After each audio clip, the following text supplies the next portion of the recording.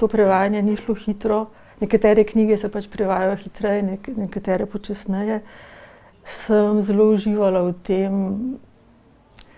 čeprav je zgodba v bistvu precej naporna, ne, ampak je v bistvu tako krasno napisana, da to nekako ta stil, njegov avtorjev stil prevlada na to vsebino. Vsebina je pa v bistvu zelo zanimiva, ne, ta begunska tematika, ki je danes zelo aktualna. Pogled dveh mladih fantov, bratov, beguncev, ki tavata po Evropi, po evropskih deželah neimenovanih in vidimo to Evropo skozi perspektivo nekoga od drugod.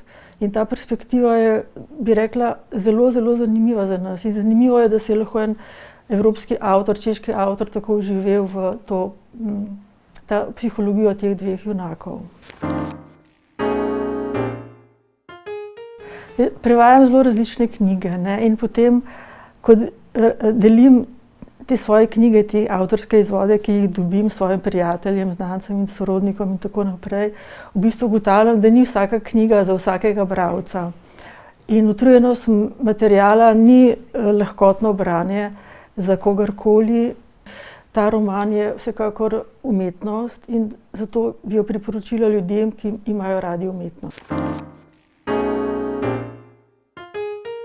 Češka literatura in češka kultura nasploh sta mi odprli neka nova obzorja. Ugotovila sem, da mi je češka mentaliteta zelo blizu. Ko sem bila prvič na Češkem in sem videvala po lokalih napise, ki so bili zelo podobni slovenskim, recimo lekarna, mleko, maslo, sir je pisalo. Sicer zapis je bil malo drugačen kot slovenski, ampak sem čutila, da sem v nekem podobnem paralelnem svetu, ki mi je zelo blizu in ki me bogati.